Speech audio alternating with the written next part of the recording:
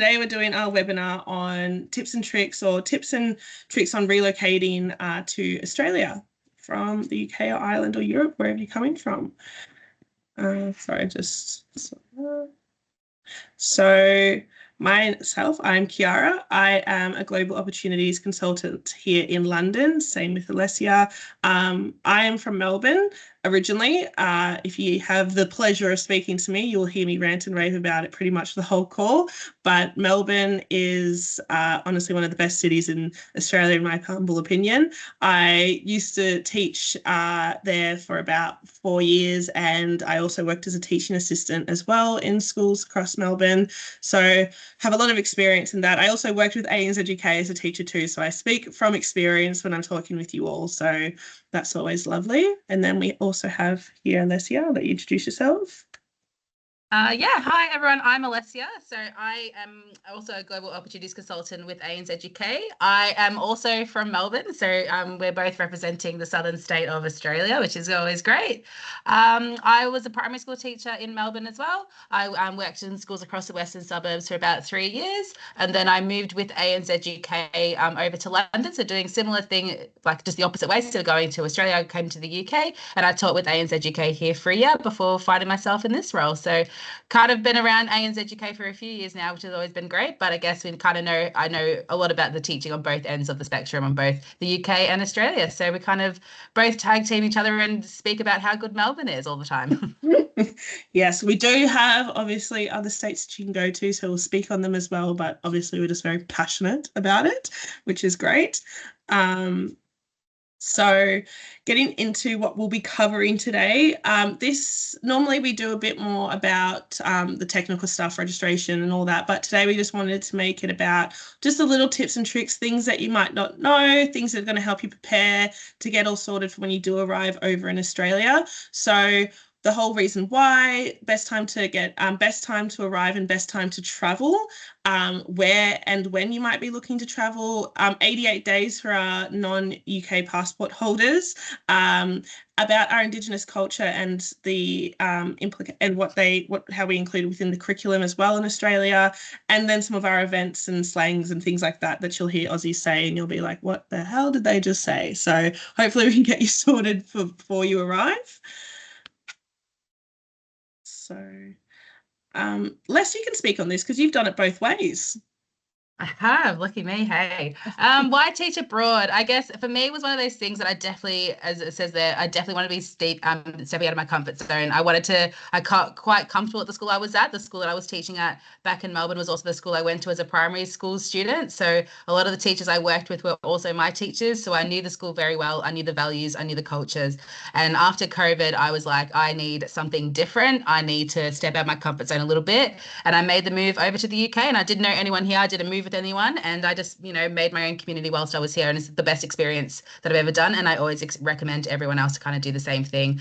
My thing was I definitely wanted to live in a country that also speaks English. I was not going to go to a country that wasn't going to speak English. That was like too far out of my comfort zone. I wanted to step out a little bit but not too far away, so the UK was a good choice, or for you guys moving to Australia is always a good choice, although I will say it is still a culture shock on each end. We all speak the same language, but we are very, very different countries.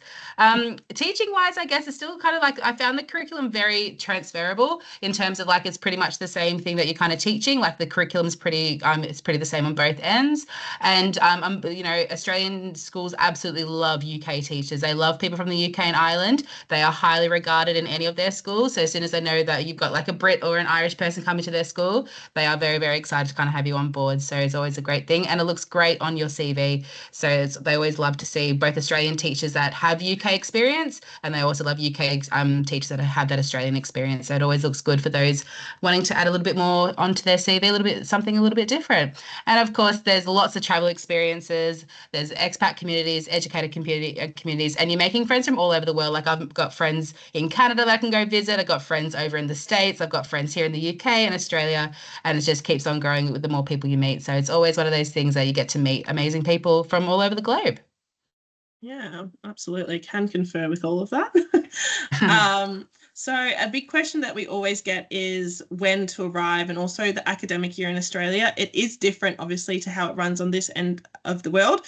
Australian academic year actually runs from January to December. So for yourselves, it's broken up, same as you guys over here. It's 4 terms of the year, and it's broken up by 2 to 3 week holidays. This is dependent whether you're working in public or private settings. If it's private, it can be up to 3 weeks, but they don't always take this option. It is just they have more flexibility in doing this. And every state is a little bit different. So just because what we're looking at here is predominantly relating to the New South Wales and Victorian but it can change a little bit just day to day, not huge differences.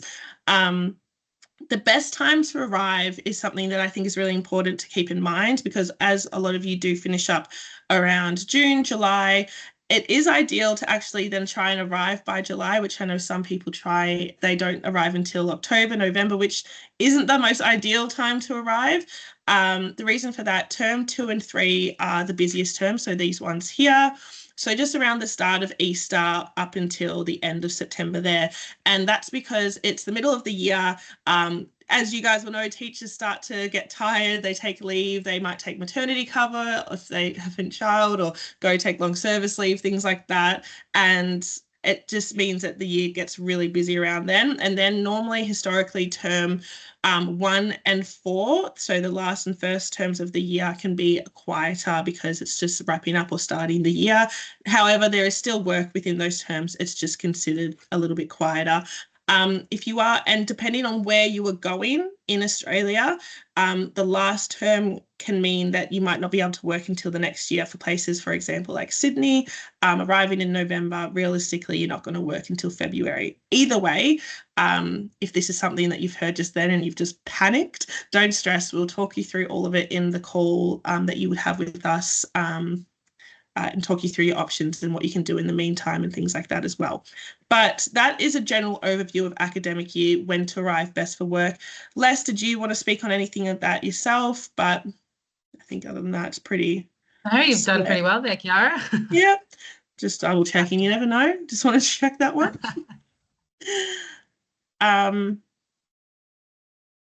And so with that being said as well, the when and where to actually travel. So a lot of you guys will be going over on a working holiday visa, and meaning that half of that visa is travel as much as it is work too. So we understand that you're going over and you want to see Australia. You don't want to just be working the whole time. If you do, absolutely great. Crack on with that and we'll get you work either way.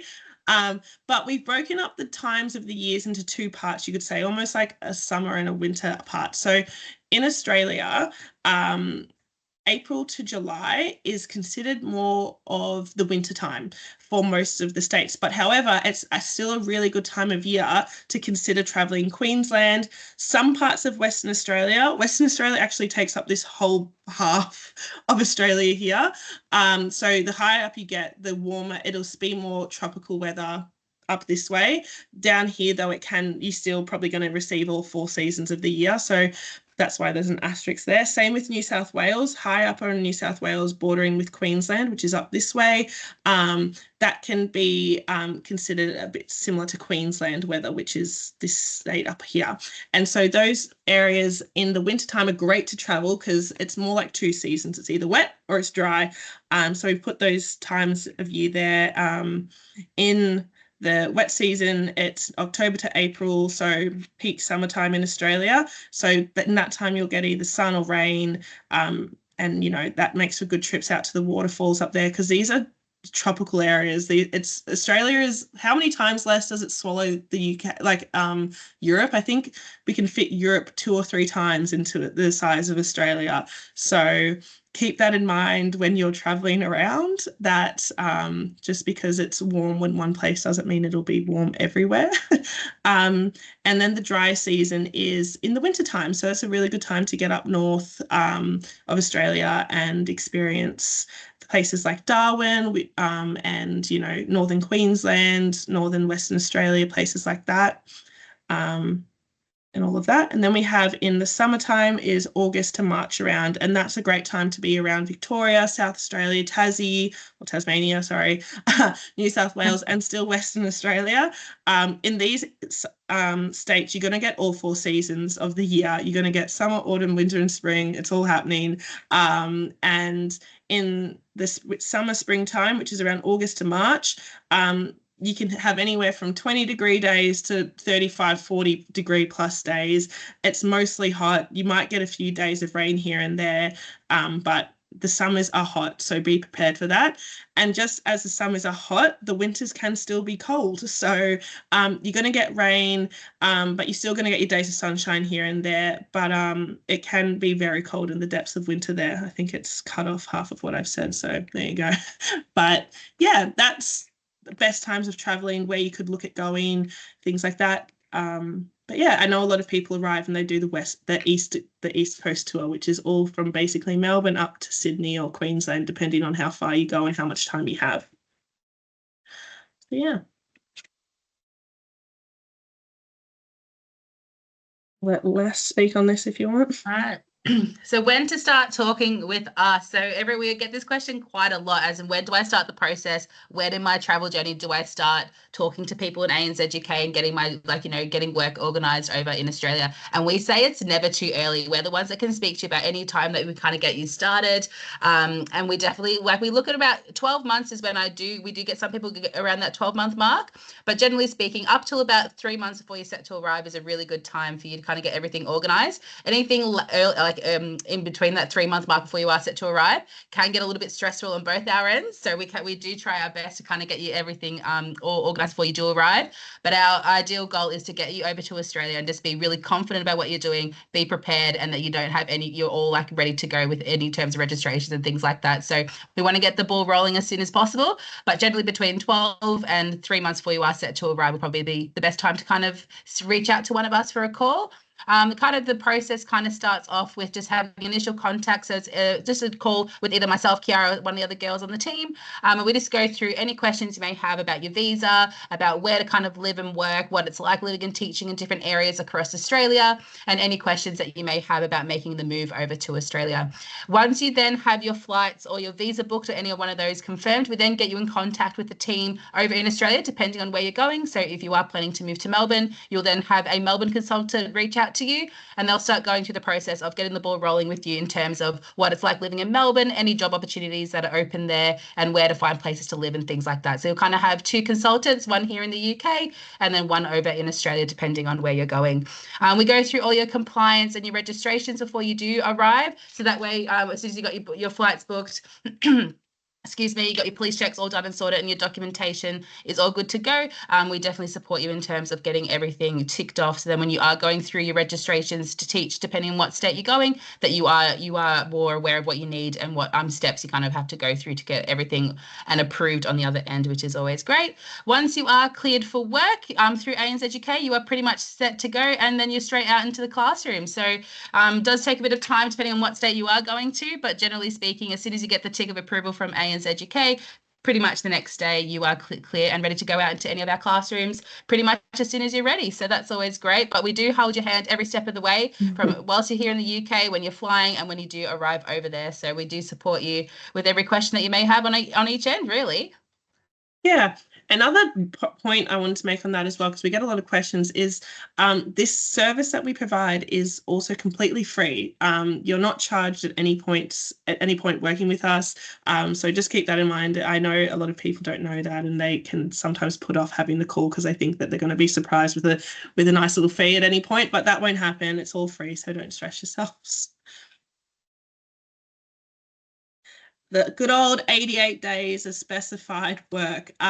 This one here is for everyone except UK passport holders. If you have a UK passport, lucky you don't have to do 88 days of specified work, and that has been approved since maybe the past 6 months now. So basically, to extend, for everyone that doesn't have that, you have to extend your visa into its 2nd or 3rd year, you have to complete 88 days for the 1st year, and then an additional 6 months if you want to go onto your 3rd year of your visa. And this has to be done in a regional or rural area in Australia. So the type of work that you can complete is either hospitality, agriculture, tourism, and it cannot be education. We get that question all the time. If you go work in a school out in regional Australia, that does not count as your 88 days of work. Okay. So just keep that in mind if you were thinking that that might be a set plan. That does either way, hospitality, agriculture, and tourism, they're great areas. It used to just be agriculture, so I guess count your blessings on that one. You could go work in wineries down in South or Western Australia. You can go work on tour buses. Some people lucky enough and get jobs up on the Great Barrier Reef. You can go work in a bar or a restaurant or a cafe, learn how to become an Australian barista, the best in the world, and things like that. So look at it as an experience and not as like a sentence, which I know some people do look at it like that. But it is an awesome experience. Everyone has to do it except for British. And you're going to make friends. I've met people that I've traveled with that met their partners, their best friends while doing this. So it is still a really great experience.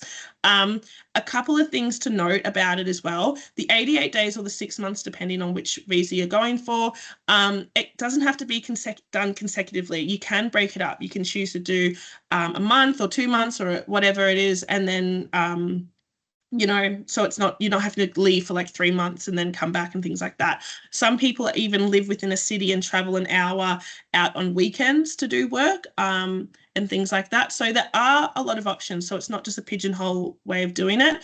And the best way to find work is through your connections. People, if you know anyone that's done it, if you know anyone that knows someone that's done it and they've enjoyed it, reach out to them, get the contacts, and reach out directly to that person that did it there and see if you can get a job with them. Otherwise, we do have a booklet that we also send you through that has some information on job boards that you can look at and what not to do, what to do. That's all through our blogs that are free to use at any point. You don't that you can go and look up now if you wanted. But look at it as an adventure, because it is. That is for sure.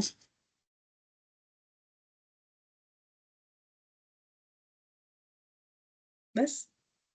Yeah, fantastic. So one thing we kind of thought would be really important to kind of explain for those of you that have never been to Australia before is just being aware and, of our Indigenous culture. It is becoming a really big part of the education system. So it is slowly starting to become immigrated through in terms of into mainstream schools and becoming a part of a cross curricula. So it is something to kind of be aware of. It's also there's a lot of the states and countries and cities will kind of countries, it's one country, a lot of the states and cities will say its Indigenous name as well as its English name. So you might, we've got there as well, Melbourne is Naram and Sydney is Warrani. So it is really important that if you're hearing those words, you're like, what is happening? That's kind of our Indigenous culture, and we're trying, I guess, slowly to kind of incorporate as much of our Indigenous culture into everyday life as much as we can. There are over 500 different Indigenous languages across the country, and each tribe, or they're called mobs, has a tie to an area. So if you're out working in the western suburbs, it might be a tie to a different Indigenous mob, or in the eastern suburbs, it might be a different mob as well. So there's lots of different Indigenous cultures all across the country. So you might have Indigenous students in your class, but that is something that the school kind of keep you aware of. But then it's just being out into into the country as well, and just having there's really big events they do across the country. You might be aware of something like Acknowledge in a Country, so really big meetings, really big people gatherings, or anything like that. They do Acknowledge in a Country, and that's just the beginning of a meeting, and it's just something to pay their respects to the elders past and present before while being on their land. So if you do have the chance, I highly recommend. I'm not sure if Kiara, have you been to Uluru before? I actually haven't, which is an absolute shame. I need to go. You do. I highly, highly recommend going over to Uluru. It's about a day's drive from Alice Springs, so it's pretty much the centre and heart of Australia, and it is the most sacred place in Indigenous culture. So it is a really, really, I highly recommend it. It is quite a spiritual place to be. So if you do have the opportunity, I highly recommend doing a trip over to Uluru and Alice Springs to see the Indigenous culture right there live in front of you. Yeah, absolutely. And in a lot of Australian curriculum within each subject, as Les said, there's areas called cross-curriculum areas, and that is in every single subject within Australia, and it is ways of incorporating Indigenous culture into that subject. So if it's PE, it might be Indigenous games.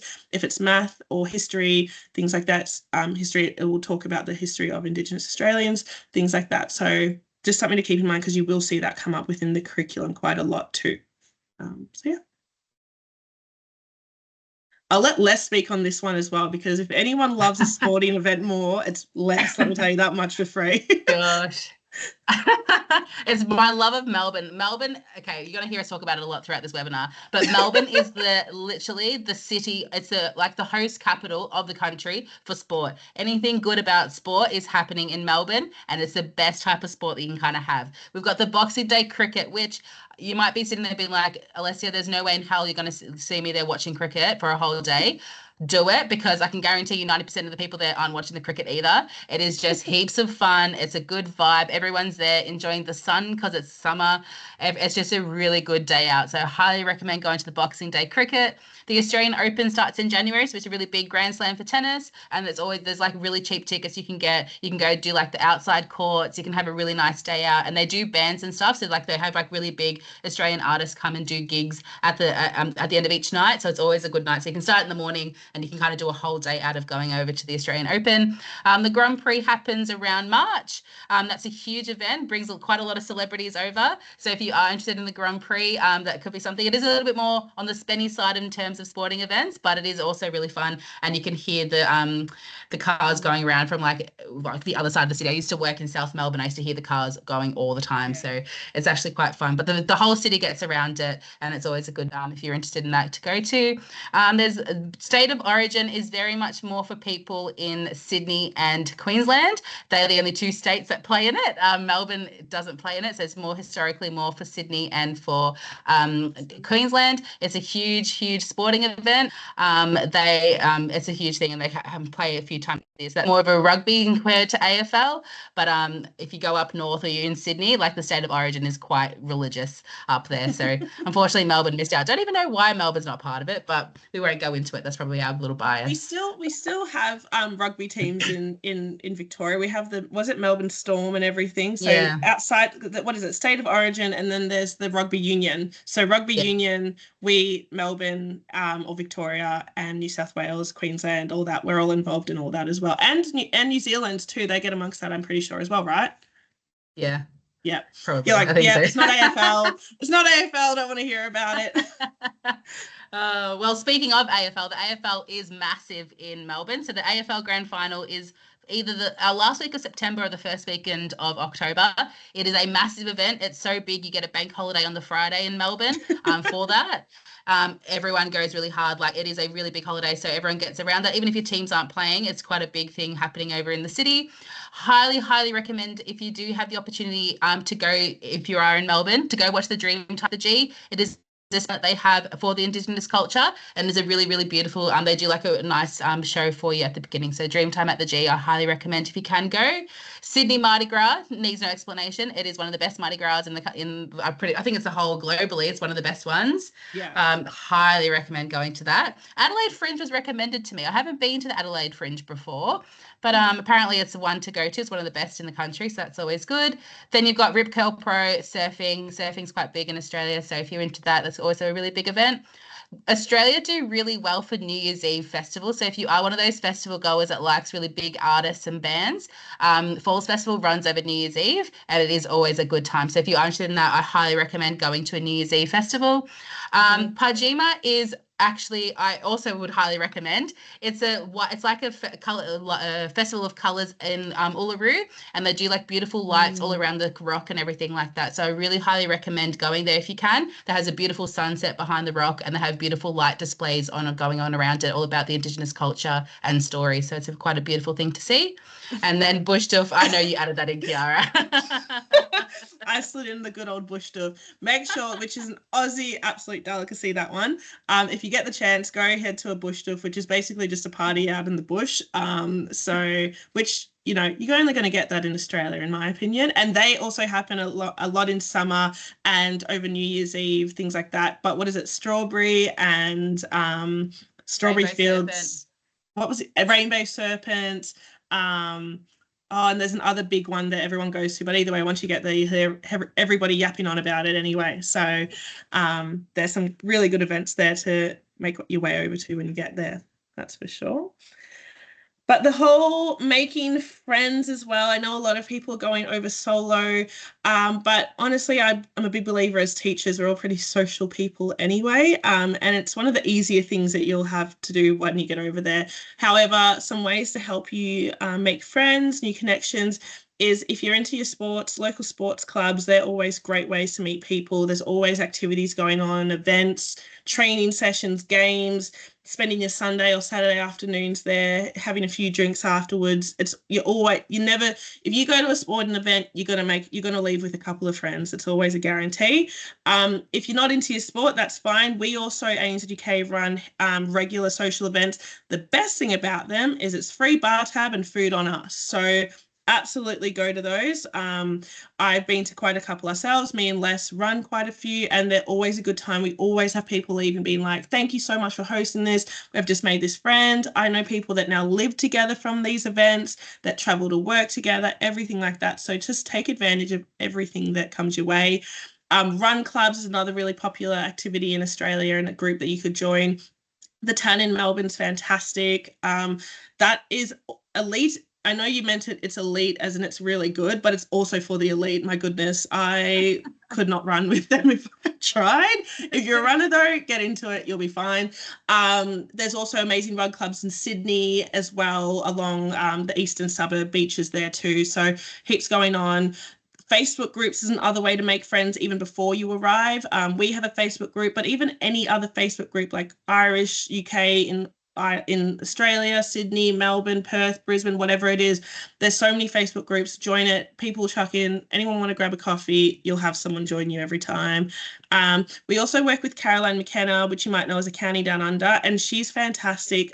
She moved abroad herself too, and she has set up these global weekly sunset socials that are done across the globe and across the country in Australia as well. So no matter where you are, you can always join her Facebook group that are called Sunset Socials and go along any week to go meet some other people there too.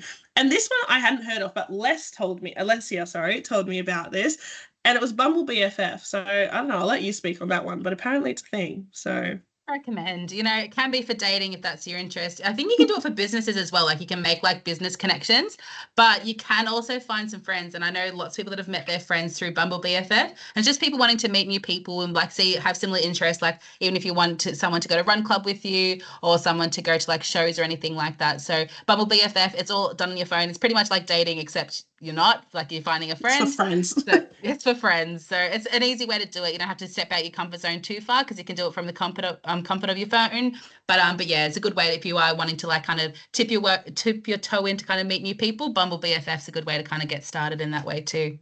Nice. I should start sponsoring you, Les. You're all over it. Oh, the good one. Can we take turns of saying the words? Because I just know we're both going to enjoy it as much as each other. So these are different Aussie slang words and must tries in Australia. In terms of the words, we have arvo, which is afternoon.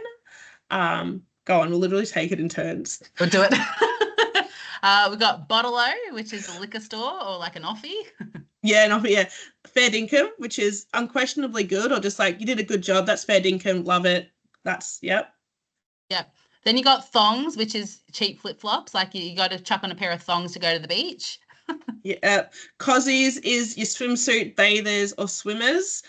If in Melbourne, I'm pretty sure we don't. Oh, yeah, cozies is fine. It's fine. Everyone knows what you're talking about. We call them bathers in Melbourne. I haven't heard of cozies. Well, you do, but like it's just, yeah.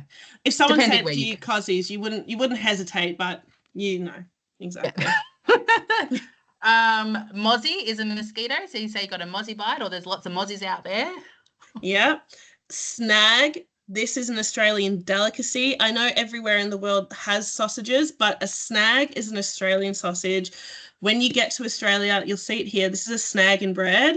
You get onion, a bit of tomato sauce on it, fresh white bread from, Baker's Delight. You can't go wrong with that. And you have to go to a Bunnings when you're in Australia. It's a warehouse shop. You don't even have to go to buy the warehouse stuff. Just go to get a snag and bread. It's so good.